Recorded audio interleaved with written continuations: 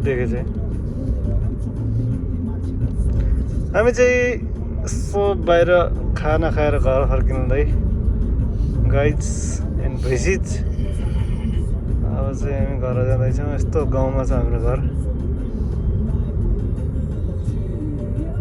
न सडकभरि बत्ती छन् न मान्छेका घर बढी छन्। खतरा ठाउँ छ आउने। यो 40मा त बत्ती रहेछ है भित्रपट्टि, के हाम्रो बत्तीले टल्केको हो र?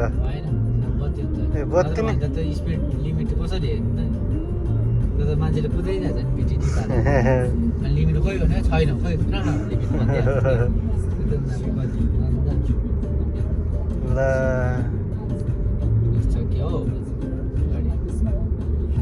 त्यस्तो छैन। ए हामी सिधै पो आएको हो अझ। अच्छा यो त तिमीले सजिलो भएको त यो बाटो त। स्टेटको स्टेट ढाङ्ने हो तलबाट यता फर्किने भयो घर।